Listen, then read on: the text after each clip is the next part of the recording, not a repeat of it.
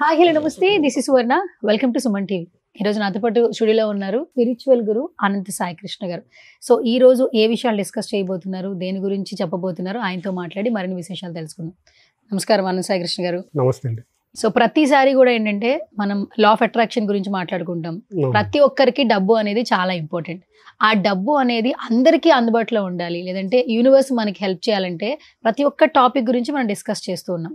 But ఈ రోజు మాత్రం అందరి లైఫ్లో మనీ అనేది కీ రోల్ ప్లే చేస్తుంది. డబ్బు మన దగ్గరికి రావాలంటే అసలు మన వ్యక్తిత్వం ఎలా ఉండాలి, మన వ్యక్తిత్వం మార్చుకోవడం వల్ల యూనివర్స్ మనకి ఏ విధంగా హెల్ప్ చేస్తుంది? చూడండి, ఫస్ట్ వ్యక్తిత్వం మారాలంటే మనలో ఉన్నటువంటి ఆలోచనలు మారాలి.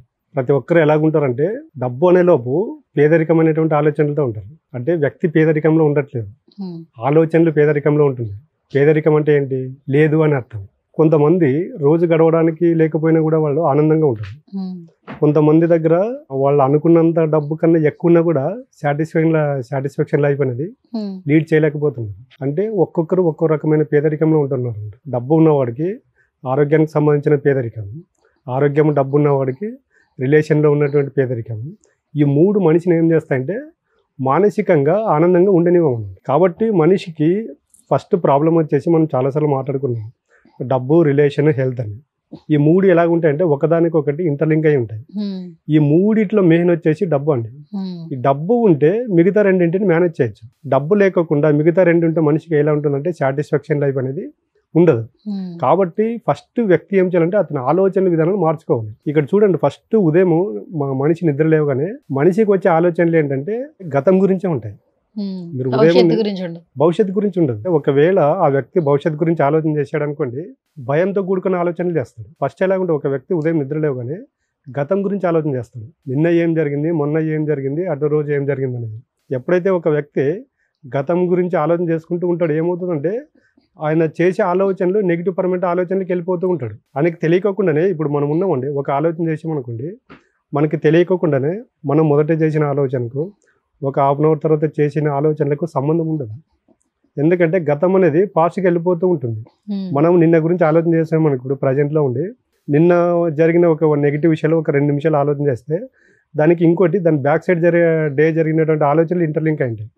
అలా చేస్తూ ఏమవుతుందంటే మనిషి నిన్నటి నుండి స్టార్ట్ అయిన ఆలోచన గతం ఒక 1 year, 2 years, 3 years బ్యాక్ వెళ్ళిపోతాడు.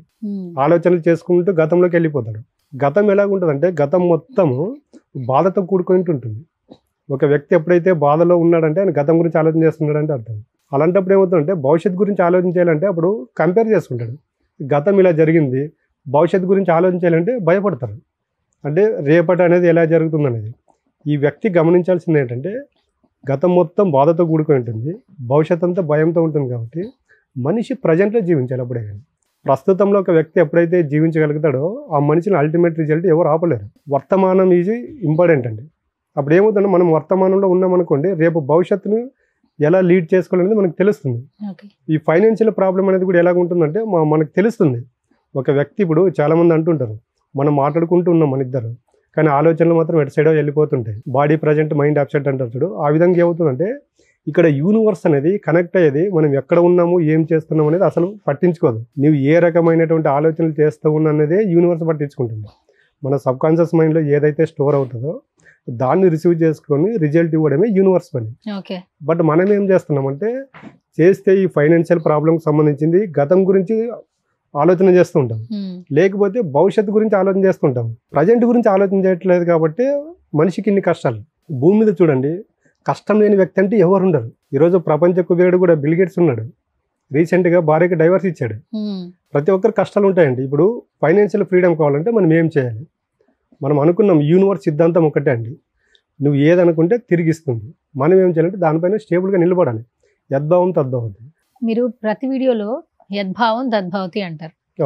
యూనివర్స్ ని నమ్ముకుంటే చాలు, ఆపోజిట్ పర్సన్స్ మీద నమ్ముకోవాల్సిన అవసరం లేదు అంటుంటారు. నవేడేస్ ఏంటంటే ప్రతి ఒక్క రిలేషను అవసరం కొద్దీ ఏర్పడుతుంది. మరి యూనివర్స్ తో మాట్లాడకుండా లేని విషయాలని అపోహగా భావించి బ్రతికే వాళ్ళు చాలా మంది ఉన్నారు. మరి దీన్ని ఎలా బిలీవ్ చేయరు? మీరు ప్రతిసారి యూనివర్స్ ని నమ్మండి, యూనివర్స్ కి చెప్పండి, మీకు ఏం కావాలో కోరుకోండి, ఖచ్చితంగా జరుగుతుంది అంటారు. దాన్ని ఎగ్జాంపుల్స్ గా చెప్పాలంటే ఎలా చెప్తారు? ఇప్పుడు మీరే చెప్పారు చూడు, అపోహ అని. మనిషి ఇక్కడ మాయలో బతుకుతున్నాడు. ఆయనకి ఏం కావాలో అది తెలియదు. మనిషి ఏం చేస్తాడంటే సంతోషం వెంట పడుతున్నాడు. మనిషి ఎప్పుడైతే సంతోషం వెంట పడతాడో ప్రాబ్లమ్స్ అనేవి వస్తాయి. మనిషి ఆనందాన్ని వెతుక్కోవాలి.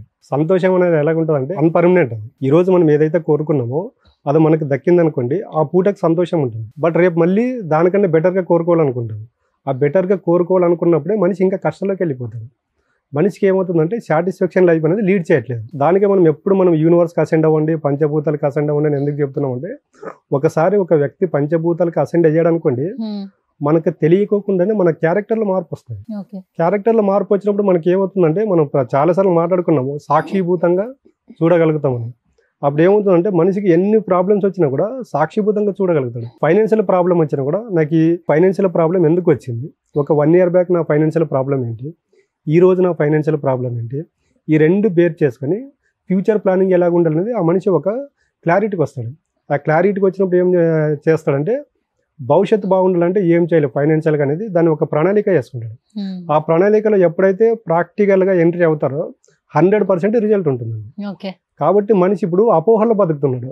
ఆయనకి ఏం కావాలో ఆయనకే క్లారిటీ లేదు. ఒకవేళ క్లారిటీ ఉన్నా దానిపైన స్టేబుల్గా నిలబడతారంటే స్టేబుల్గా నిలబడట్లేదు. ఈ రోజు ఉదయం ఒకటి కోరుకుంటారు, మధ్యాహ్నం ఒకటి కోరుకుంటారు, నైట్ అయ్యేలోపు ఇంకొకటి కోరుకుంటారు. ఒక వ్యక్తి ఒక రోజున ఇన్ని కోరికలు కోరుకున్నప్పుడు నీకు యూనివర్స్ ఏది ఇస్తుంది? యూనివర్స్ ఏం చెప్తుందంటే, నువ్వు బలంగా నాకు ఒకటే అప్పు చెప్పు, నేను ఆ పని నీకు చేసి పెడతా ఉంటుంది. బట్ మనం ఏం చేస్తున్నామంటే గంటకు ఒకటి యూనివర్స్కి అప్లై చేస్తూ ఉంటాం. ఏదైనా కోరుకునేది కొంచెం బలంగా కోరుకోవాలి, అది కూడా చాలా జెన్యున్ గా కోరుకోవాలి. అంతేనా? జెన్యున్ గా కోరుకోవాలి, దానిపైన స్టేబుల్ గా నిలబడాలి. ఇప్పుడు మనం గంటకి ఇప్పుడు ఒక వ్యక్తి ఒక పని చేస్తూ ఉంటాడు, ఆయనకు 10 నిమిషాలకు ఓ పని 10 నిమిషాలకు ఓ పని చెప్పాడంటే ఏం చేస్తాడు? ఆయన డిస్టర్బ్ అవుతాడు కదా, ఏ పని సక్రమంగా చేయడు. యూనివర్స్ కూడా అలాగే. మనం యూనివర్స్ కి ఈ డబ్బు కావాలనుకున్నప్పుడు దానిపైన స్టేబుల్ గా నిలబడాలి. యూనివర్స్ ఏం చేస్తుందంటే వేరే వాళ్ళని మాయ చేసి కానీ మన దగ్గరికి ఏది కావాలో అది మనకు తెచ్చిస్తుంది. మనం ఏం చేస్తున్నామంటే దాని సైడ్ నుంచి డైవర్ట్ అవుతున్నాం. కాబట్టి ఫైనాన్షియల్ ప్రాబ్లం ఉన్న వాళ్ళు ఎవరైనా కూడా అండి స్టేబుల్ గా ఒకే దానిపైన నిలబడండి. ఫర్ ఎగ్జాంపుల్ నేనే ఉన్నాను, ఫైనాన్షియల్ అంటున్నారు, ఇప్పుడు నేనే ఎగ్జాంపుల్ తీసుకున్నా. గట్టిగా ఒకటే మనసులో అనుకుని యూనివర్స్ కి నేను చెప్పుకోవాలి. ఎలా చెప్పుకోవాలి చెప్పండి? నేనైతే ఒక మంచి ఒక ఇల్లు కొనుక్కోవాలో ఒక కారు కొనుక్కోవాలో అనుకోండి, రెండిట్లో ఏదైనా ఓకే, మంచిగా ఒక ఇల్లు ఒక కారు కొనుక్కోవాలి మనసులో ఉంది. నా ప్రాసెస్ నాకు జరుగుతుంది, జాబ్ ఇదంతా ఓకే.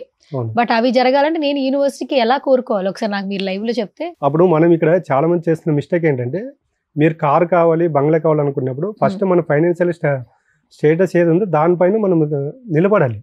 మన ఫైనాన్షియల్ స్టేటస్ ఏంటి, మనకి ఇది కొనుక్కోవడానికి పాసిబుల్ అవుతుందా లేదని. అప్పుడు ఏమవుతుందంటే మన ఫైనాన్షియల్ స్టేటస్ దానికి అనుకూలంగా ఉందనుకోండి, మీరు అప్పుడు యూనివర్స్కి అప్లై చేసుకోవచ్చు. మీకు 1 month gap 2 months gap 3 months gap అనేది మీకు తెలిసిపోతుంది. అప్పుడే మనము పేదరికంలో ఉండి నాకు కారు కావాలి బంగ్లా కావాలి బెటర్ లైఫ్ కావాలంటే మాత్రం యూనివర్స్ ఇవ్వదు. ఎందుకంటే టైం తీసుకుంటుంది. ఇప్పుడు మనం ఉన్నామండి, ఒక ఐఏఎస్కో ఐపీఎస్కో మనము ఇంటర్వ్యూస్కి వెళ్ళాం అనుకోండి, దానికి బ్యాక్ సైడ్ ఎంత ప్రిపరేషన్ ఉంటుంది. నీకు ఫైనాన్షియల్గా ఒకటి కావాలనుకున్నప్పుడు ఫస్ట్ మన ఫైనాన్షియల్ స్టేటస్ ఏంటి, మనం ఏం చేస్తున్నాం అనేది మనకు తెలుసుకోవాలి. ఫస్ట్ మనం ఏది కోరుకున్నా కూడా మన మైండ్ యాక్సెప్ట్ చేయాలి. ఇప్పుడు మీరు అడిగారు క్వశ్చన్, నేను కార్ తీసుకోవాలనుకున్నాను హౌస్ తీసుకోవాలనుకున్నాను. ఫస్ట్ క్వశ్చన్ మీకు మీరు వేసుకున్నప్పుడు మీ మైండ్ యాక్సెప్ట్ చేస్తుందో లేదా తెలుసుకోండి. మీ మైండ్ యాక్సెప్ట్ చేస్తుంది అనుకోండి అప్లై చేసేయండి. మైండ్ 100% మైండ్ యాక్సెప్ట్ చేయదు. ఎందుకంటే ఫస్ట్ మనకే ఒక డౌట్ వస్తుంది, మన ఇన్కమ్ ఎంత, మనం కార్ తీసుకునేది ఎంత అని.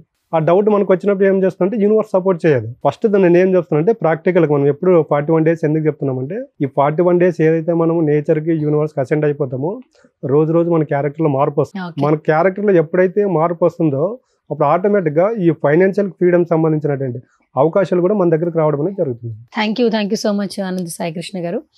ఎస్ గైస్, చూస్తున్నారు కదా, స్పిరిచువల్గా ఏంటంటే ఎలాంటి పర్సన్స్ అయినా కూడా ఆ జర్నీ స్టార్ట్ అయిన తర్వాత పంచభూతాల గురించి యద్భావం తద్భావతి గురించి చెప్తూ ఉంటారు. ఈ ఓట్సే కొత్తగా ఉన్నాయి, వీటిని ఫాలో అవుతుంటే అసలు మంచి జరుగుతుందని చాలా మంది క్వశ్చన్ చేసుకుంటారు. ఏదైనా ఒక మంచి పని చేసేటప్పుడు లేదంటే ఏదైనా మంచి జరగాలనుకున్నప్పుడు ఆ రోజు పర్టికులర్గా ఒక టైము డేట్ ఫిక్స్ చేసుకుని టెంపుల్కి వెళ్ళి భగవంతుడిని దర్శించుకునే రోజుల్లో రైట్ నో బ్రతుకుతున్నాం. సో ఒక్కసారి పంచభూతాలకి అసెండ్ అయితే మన జీవితంలో చాలా మార్పులు చోటు చేసుకుంటాయని స్పిరిచువల్ గురు అనంత్ సాయి కృష్ణ గారు చెప్తూ ఉన్నారు. సో ఆయన చెప్పిన మాటలు మీకు బాగా మోటివేషనల్గా అనిపించినా లేదా స్పిరిచువల్గా ఇంకేమైనా డౌట్స్ ఉన్నా తెలుసుకోవాలనుకున్నా కూడా స్క్రీన్ మీద కనిపిస్తున్న నెంబర్స్కి కాల్ చేయొచ్చు. ఆర్థికంగా, భౌతికంగా అంటే రిలేషన్స్ పరంగా కావచ్చు, ఫినాన్షియల్ పరంగా కావచ్చు, హెల్త్ పరంగా కావచ్చు, స్పిరిచువల్ పరంగా కావచ్చు, ఏదైనా కూడా డౌట్స్ ఉంటే ఆయనతో మాట్లాడి క్లియర్ చేసుకోవచ్చు. ఆన్లైన్, ఆఫ్లైన్ క్లాసెస్ కూడా అవైలబిలిటీ ఉందండి. సో మోర్ డీటెయిల్స్ కోసం స్క్రీన్ మీద కనిపిస్తున్న నెంబర్స్కి కాల్ చేయండి.